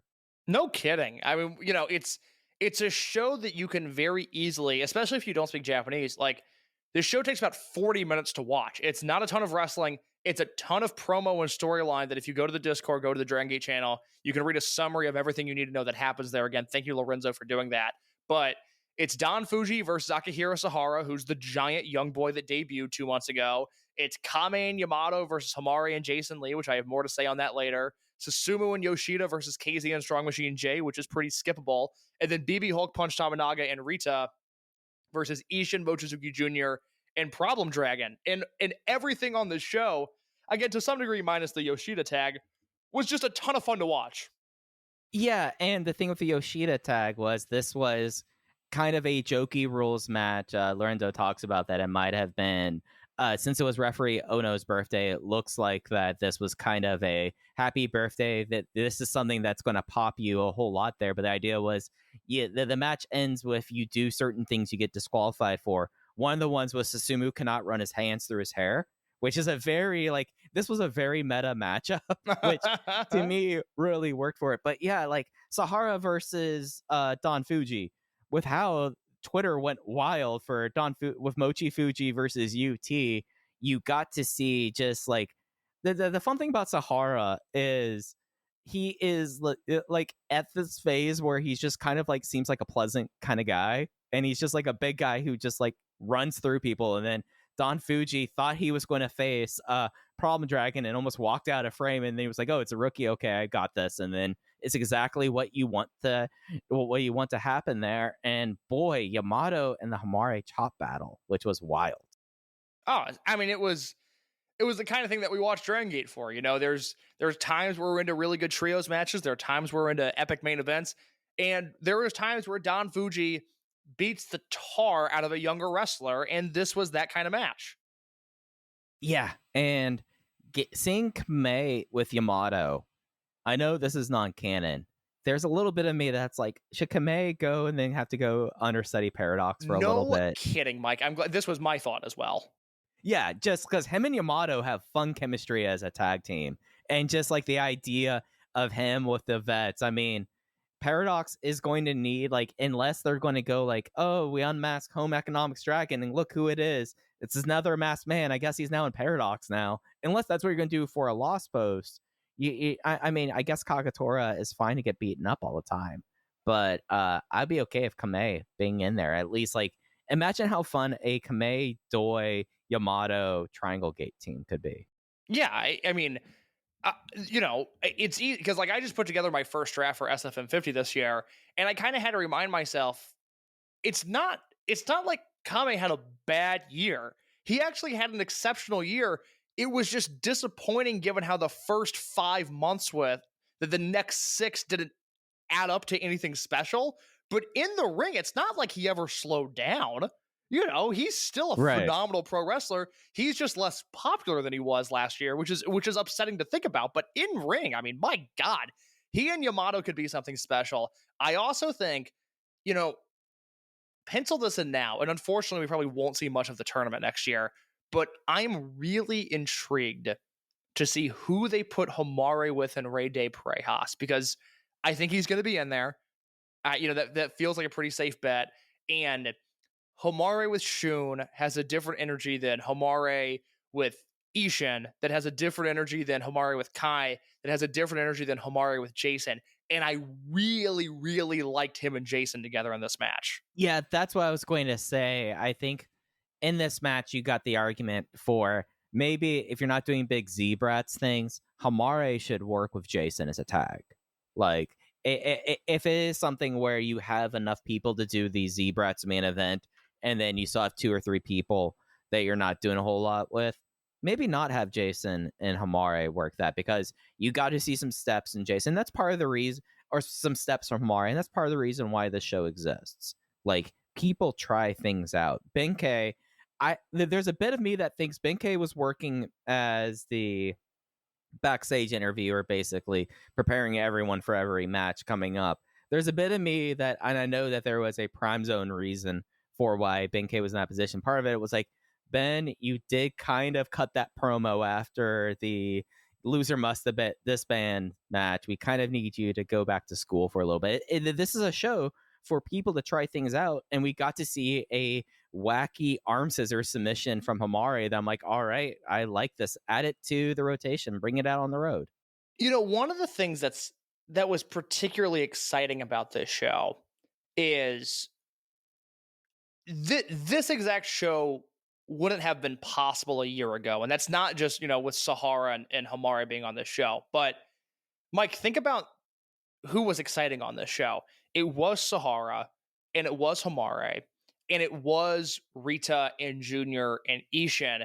And this kind of feels, I mean, we're seeing it a little bit in Corkin already, but this was kind of a training wheels type environment of, hey, what's it going to look like when these guys are running the company? When Kame is a little bit older and at that point considered to be a veteran, and Yamato's there because Yamato's eternal. And yes, you're going to have, your comedy match in there as well. But that's the lens that I viewed this show through, is we're going to let these kids run things here and see how this goes. And this show just had a great energy to it. Different from the great energies that's been in Corkin lately, different from the great energy of a Kobe show. This felt youthful. This felt vibrant. And maybe that's me just editorializing it here, but I really think when you look at the names on this show, look, Prime Zone has always been geared towards the younger wrestlers, but this show, it wasn't Yamato, Don Fuji versus Sahara, and then Yamato beating up Homare, and then KZ beating up Junior, and then Hulk beating up Ishin, right? Like, it was the young guys being the guys that were the most interesting things on this show, and that to me was pretty exciting. Yeah, and as this kind of returns, now we're almost a full year back to doing shows in Lapis Hall.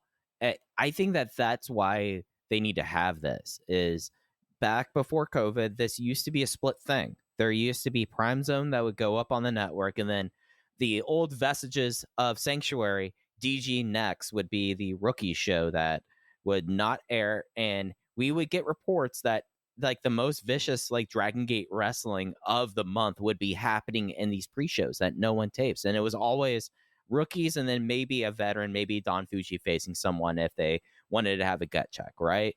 And it when you move to GG Future, you lost this aspect of it because you only had these 5-minute exhibition matches that case it got to a certain point where I would like be putting together the rundown and you were just like, I don't have a thing to say about these matches.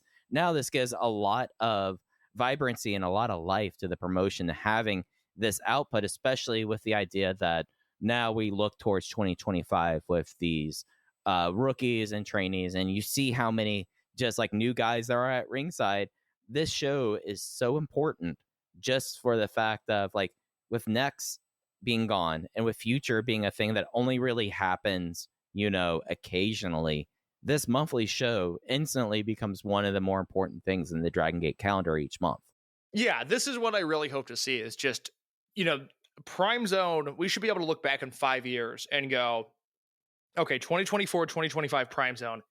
It was Ishin, Rita, Junior, Sahara, Homare. Those guys were on every show. Those guys were always doing something. The 2 other young boys, they were on these shows as well. Like, that's what I want this to feel like. And this show just had a really good vibe to it. So if you haven't seen it, I would highly recommend it.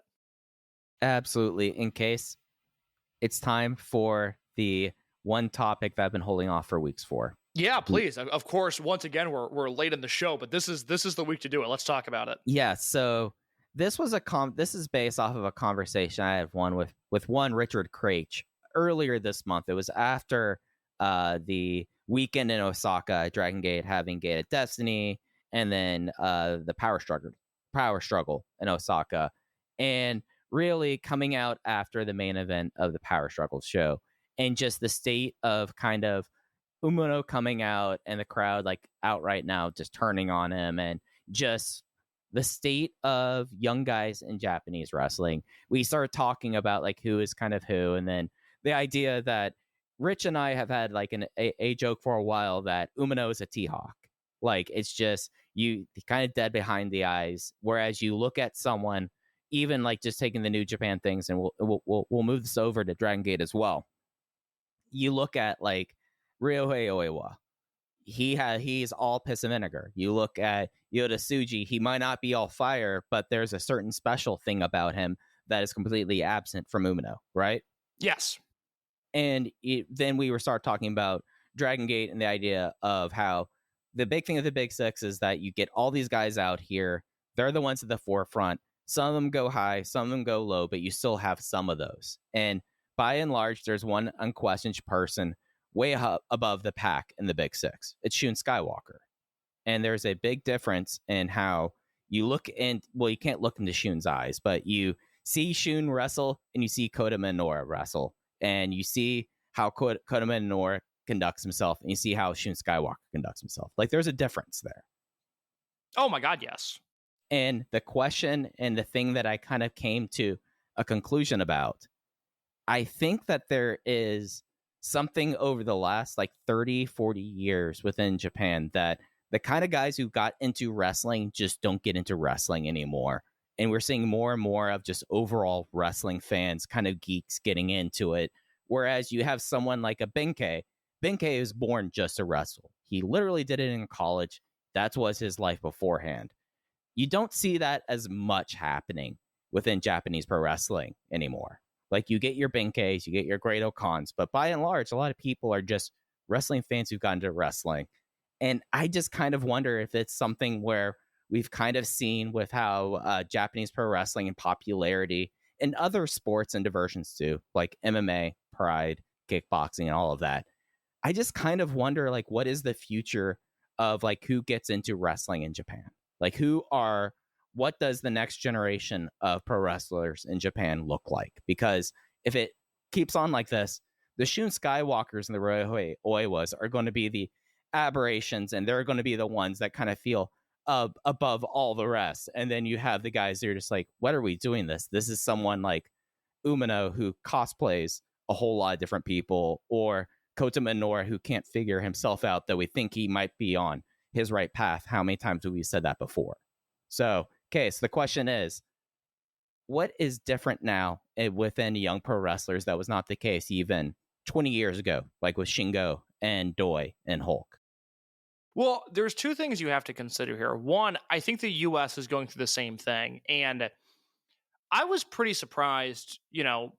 Both shamefully and admittedly, I'm a very big Bill Simmons listener. 3 times a week I'm locked in, and I was really surprised to hear him talk about a few weeks ago about how his son, who is 17, and all of his friends are really, really into UFC, and that generation of teenage boy has been swept up in this UFC thing. Because I just assumed that it was kind of something that was aging in demo, that maybe it wasn't the 18 to 34 as much as it was the 35 to 49 at this point.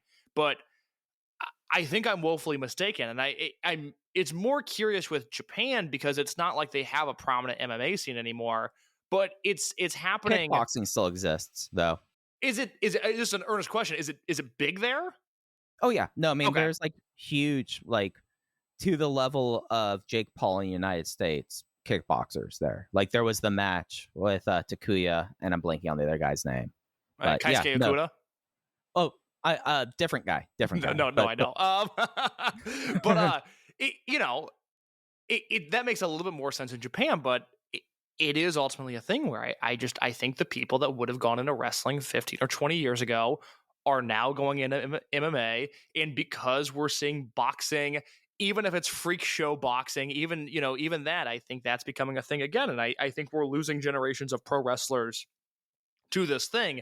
The interesting thing in Japan, and this is what I don't know what to do with, is we're coming out of a boom period with 2010 New Japan and the rest of the industry being pretty strong. I'm really shocked that the guys that have come immediately after that aren't able to pick up the torch. I don't know why that is. That is certainly one factor in this thing of who is becoming the next Japanese wrestler. Clearly guys that learn nothing from even the last decade of wrestling. Yeah, and I wonder with like the idea, and I can only really speak on the Dragongate side of things, but I do know that this is representative in some fashions of different promotions, that when the boom happened, it was not necessarily, we're going to go see pro wrestling no matter what. It was the New Japan boom, really. Like the trickle down did not really like it was not like All Japan was drawing because New Japan was doing great. No, it wasn't. But the industry as a whole, between Dragongate and DDT, and then pick a year and determine whether or not All Japan or Noah were hot at that point, or even Big Japan for a few years, they were all in such a better place 10 years ago than they are now. And I don't really feel like we saw the residual effects of that. And I wonder if, because of how eruptive COVID was, that the fans that would cycle in and out, at least of like Dragongate, like how many times, like, and I've even started seeing this a little bit on Blue Sky, like a posting of like, do you see like people post like, oh, I remember when it was like over the Mochi Fuji UT clip, there were a couple Japanese speakers were like, oh, I remember this was when I used to go to Dragongate, now I don't go anymore. Oh, really? Like if the cycle out has happened like so hard that now the fans that would have been more receptive of these people in the past just aren't coming back because of either COVID or just generally cycling out. I think that's really interesting. So that there's the question you asked of, okay, who's getting into Japanese wrestling right now, and it's clearly it's not alphas. I talked about this with the Toryumon locker room, and it's Toryumon of all places. It's not what you think of when you think of alpha males, but the personalities of CIMA and Magnum and Milano and a young Mochizuki, those, unless Dragongate right now is really keeping things under wraps, I don't think that energy and those egos are in that locker room, which is an interesting thing. We were talking before we started recording about a situation going on in my life where, Mike asked me, why I didn't, handle something that was going on. I was like, well, I didn't want to make a thing out of it, just go away. And perhaps that is a generational thing of just not being as confrontational as prior generations. So we can put some of the blame, and some of the blame does need to be on the Japanese wrestlers themselves and the people getting into the industry, the way they're being trained, the way they're being booked, the way they're being presented. We do have to look in the mirror at some of this and realize that we are watching more than ever, and we're watching in real time. And I think, and we can probably find John D. Williams with a search party somewhere. I'm sure there was discourse in 1995 about like, hey man, this Jun Akiyama guy, he doesn't have it in the same way that Kobashi had it. He doesn't have it in the same way Masawa had it. And in 1990, there are people saying, I'm not sold on this Masawa guy. He's no Tenryu. This Kobashi guy, he's no Jumbo. It feels a little bit more pronounced right now, but I also think we're analyzing things the second after they happen. And that doesn't mean that Umino's any good, because he's not. And, Yuya Umura, I am so out on Cosplay Sonata, the guy that he is. But I think it's a little bit of, hey man, we're consuming more than we ever have, especially when it comes to Japanese wrestling. And that probably means that we're consuming too much. I think if Dragongate had the schedule that they had, let's say they still had, they were still doing YouTube uploads, right? So in 2004, if Shingo debuts and we're getting YouTube uploads of the house shows, and we're getting live Kyoto shows, which means Shingo's guaranteed to make tape, and we're getting live Kobe shows, which means Shingo's guaranteed to make tape, and we're getting full Cork and Hall shows, which means we're going to see Shingo there. I would say after a poor match or two, let's, hypothetically, because Shingo never really had those, but by June 2005, there would be people going, man, Shingo, he's just not what CIMA was. He's just not what Milano was. And of course, we realize that's insane now. But I think a lot of us, even those watching in real time, maybe this is an unfair statement, but I think even those watching in real time in 2005 were still watching on a month delay or 2 months delay, and news traveled slower, and we weren't as quick to analyze and judge these things as this person has it and this person doesn't. And then when you factor in the fact that, we're watching house shows and we're watching small shows and we're watching shows that never would have made tape 20 years ago. Okay, now our judgment is a little bit more clouded just in terms of analyzing who these guys are. Does that make sense? Oh yeah, and I mean, we talked a little bit about that over the last few weeks, just about how much content there is. That just like, this is the other side of that, just that everything is happening so much and there's now all the access to it.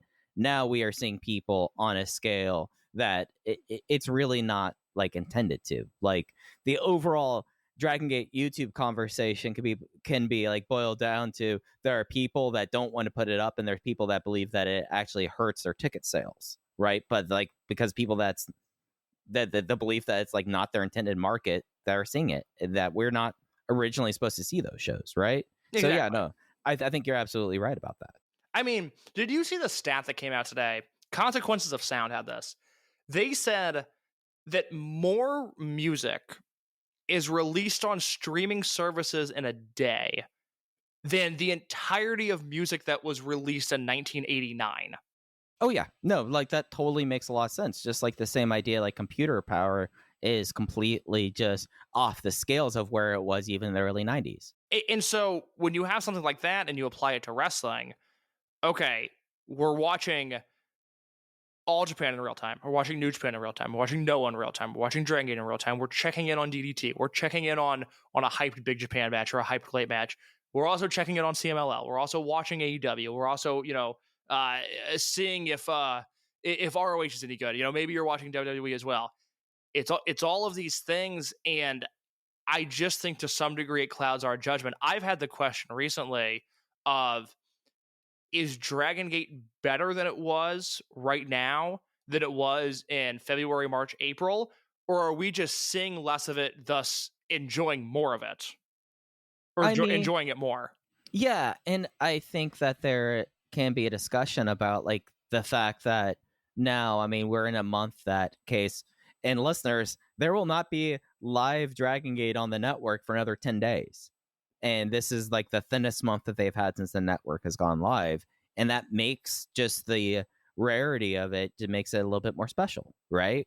Because it's just not there. Whereas I'm someone, in case we could talk about how I'm mentally doing. We do mental health check on a different time about me watching 5 hours a week of AEW still. Like, that instantly makes Dragongate stuff more precious because there's just not as much of it. I mean, I'm salivating for these Hokkaido shows, and I was looking at the December calendar, and what was the show? Let me pull it up right here because it goes to show kind of where I'm at.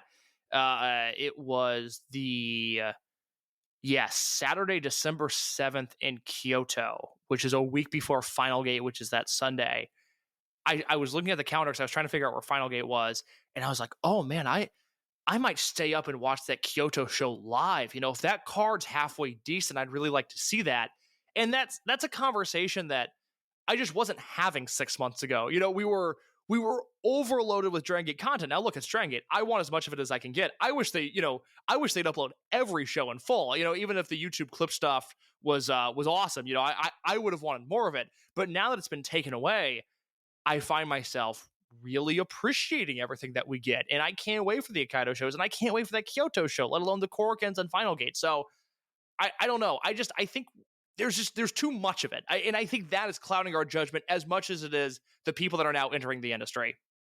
Yeah, no, I think that's a really good point about like how much of we're seeing, like just like the fact that I know that we can just pretty easily see every single New Japan show. Like, should like we be seeing people try out things? Like, we just talked about how great it is to see like rookies try out things in Dragongate, but sometimes you know, just the amount of it, just like, yeah, you're absolutely right about that. It's the other side of the coin there. It's weird because, like, let's take Yota Tsuji's G1 for example, where I thought his stock dropped so much that it was jarring and it completely reframed the way that I think about him. But if that happens 20 years ago, we're not seeing all of those matches. We're probably seeing the best of Yota Tsuji. Now, again, this isn't to excuse the talent pool that's there right now, because I think the talent pool is incredibly weak. I think the juniors are as weak as they've ever been in Japan. And I do think there is a lack of, again, you know, to reference the Torimon thing, a lack of alpha energy sort of, you know, permeating in these locker rooms. But I also think the way that we analyze it is just so... It's so on the nose sometimes. I do almost wonder if we have to recalibrate, but you know, it's hard when you do something like this, right? You know, we have to have a take every week, and Rich and Joe have to have a take every week. And, you know, anybody reviewing the shows, they have to have a take. And then we live in a take culture. So people that aren't even reviewing it, they want to have a take. And that leads to, at times, outrageous opinions and wild takes. And it's just all, it's a vicious cycle where I think right now, and this could turn on a dime, you know, 2025 could be this incredible year of young talent. It also might not be. And if it isn't, then I think we're living in this ecosystem where we're just feeding off of these two things, where the talent pool isn't what we want it to be, but also the take culture is what it is. And it's just this horrible combo for Japanese wrestling. Right. Yeah. Take Yota Tsuji. I think that's a great example about his G1. How much of his G1 would we have seen in 2009? Probably just the knockout stage portion. Yeah. And again, you know, it's not an apples to apples comparison because I know the schedule is different, but I think the larger point is still there. Right. Yeah. It's just like the scarcity and the forced scarcity also. I mean, it was better at like when we got to the Media Fire and the Daily Motion days. But I mean, we are still not too far removed from tape traders and also the delay that comes with that being such a major factor in how we consume like Japanese and international wrestling. I guess here's the final example I'll make, because I think this is a better one. Think about the legacy of Z-Brats and how, you know, with the run they're on right now, I think a lot of people would agree that, hey, this is one of the better heel units that Dragongate has ever had. You know, it's maybe not Blood Generation, it's maybe not Blood Warriors, it's maybe not Pete Crazy Max, but like this is a pretty damn good unit. There was a time a year and a half ago where Kento was on excursion. I think Diamante was hurt, and I think Ishin was hurt. So you had all of these house shows that were main evented by Shun, Kai, and Hyo, and these trios matches that just weren't great, but it was almost all house show matches. And there was this real, like, we were all kind of beat down by them, and the stock of Z-Brats plummeted because it was just like, oh my God, we're going to have to watch these three guys again. Why can't Kento come back from Mexico? When is Diamante going to be healthy? What's the deal with Ishin? Whatever it was. And, you know, it's undoubtedly a blemish on the Z-Brats legacy. There was a period of time where that unit was really dry, But most of the stuff that we saw, even 2 years before that, we just would have never seen. And it completely changes the way we look at that unit. Oh, absolutely. And compare that to maybe, you mentioned them earlier. We didn't get to see all of what Overgeneration was doing on house shows. Maybe there was like this great series of like CIMA and El Lindemann and Dragongate trios matches. Probably not, because it was Overgeneration, but I do love where your head's at. Right. Yeah. Just like maybe the perceptions and the way that we thought of them in the moment completely changes when it's like, hey, look at this great veterans and rookies unit. Like, we talk about how much we love veterans versus rookies matches. Well, we took peanut butter and chocolate, we put them together, and the Reese's Cup is called Overgeneration. It's great, but here's the thing: you really want to watch them in Gifu. We did not have the opportunity to entertain that idea. It's a double-edged sword. I love the amount of footage that we have now. I think sometimes it's counterproductive to guys' careers and the way that we analyze them. But I think there's an issue with talent. I know we got to go, but I asked myself this question a few days ago. I think this is a really interesting way of looking at, and this can apply to both Japan and America. Who are the guys coming up in wrestling now that are fit to wrestle Roderick Strong? I think there's very few of them that I would trust being on the same level, even as 2024 Roddy, which is a step down from who he's been, but is still very good. There's not a lot of guys that if they had a match announced with Roderick Strong, I'd be like, oh, here we go. I would feel that way about, Shun and Kame and Ishin and KZ and Strong Machine J. And I'm referencing the Dragongate roster here, but on the indie scene, the AEW sort of development scene, and Japan as a whole, there's not a lot of guys that I want to see wrestle Roderick Strong right now, and that is inherently a problem. Yeah, you know who I want to see wrestle Roderick Strong, and I need to watch the show to see his latest match? Who's that? Czech Shimatani. Well, we'll see. I'm afraid that the Tokyo Bad Boys have taken a hold of Czech Shimatani, and it might be very bad for his career. Yeah, but hey, I need to. I know that just got uploaded on the AAA YouTube, but Tokyo Bad Boys apparently having the best matches that at least 2/3 of them have had since leaving the Dragons. I know they're based in Mexico, and Tokyo is far more, known than Kobe is. But wouldn't that unit just be way more interesting if they were called the Kobe Bad Boys? Yeah. But do you think Conan knows that they were based in Kobe, though? I don't think Conan knows anything, so no. Valid. Well, Case, we're getting up against it. Was there anything else on your list you want to talk about this week? I know that we are now living in the era of G-Rise. That's we'll tackle that at a later date. We can talk. We'll do a great catch up in like mid-December. But next week, rewind and rewatch. The week after that, we're back with King of Gate stuff and Korakuen and Ichikawa and whatever else. I got to look at the calendar again. But no, that's all I got tonight. That's going to do it for us here on Open the Voice Gate. You could follow us at Open Voice Gate. Case, we do have a Blue Sky account that I forgot that I parked a long time ago. There you go. Look at that. Yeah, hey, just put the graphics on there today. Completely forgot about it until I looked at my password manager and I said, like, oh, I must have done this like last year and completely forgot about it. But I love that. But we're on both Twitter and on Blue Sky. But the best way to keep up with us, I would say, go to the Voices of Wrestling Discord at the Open Voice Gate channel. Case posted his 4-volume, highly acclaimed Best of Shun Skywalker comp DVD sets there, as well, or match listing sets there, as well as that Dragongate channel. We're in there chopping it up with all the other great Dragongate fans there. You can follow us personally on Twitter. Case is at _InnerCase. I'm at Fujiheya.